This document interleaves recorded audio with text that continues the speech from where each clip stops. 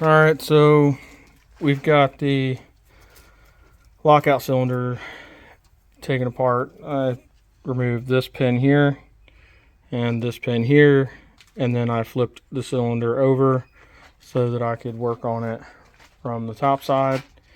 Over here, took out all the Allen bolts that were holding the plate cap on. The lockout valve isolation, or limit switch is what I'm going to call it, mechanical, I've got it pressed down with these blocks so that it doesn't actually bleed fluid out, and I've just got it raised up so it doesn't. I don't have that size cap, which is a 1/4 inch. I've only got down to 3/8, so we have that open. I don't like having that open, but 1/4 inch here and then 3/8 here on the return line. So you want to keep hydraulic fluid really clean.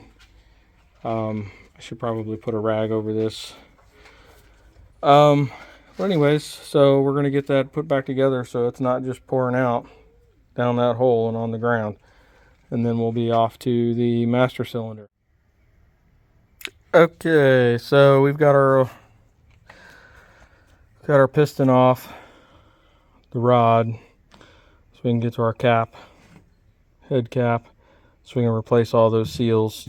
Pretty simple design. They use a tapered bushing, which will go into here.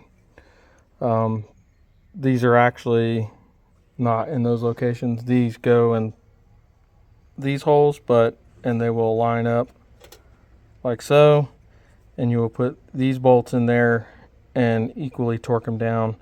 This is how you remove it. You remove them from these, put them in these 3 holes, and then you slowly tighten it until it pushes the bushing off. Then you turn this thing off. It's pretty simple. There's no big nuts that have to be torqued. You just hand tight that thing down and then put the bushing on, tapered bushing, torque it, and you're good. But don't forget to put this back on before you put all the rest on. So I'm going to go ahead and get this in a cleaner area because I'm going to start putting this back together, and this needs to be really clean with new rags, all nice and clean, no sand, no dirt, no debris. So I'm going to go ahead and get this inside in my shop area and go ahead and clean it up and replace all the seals.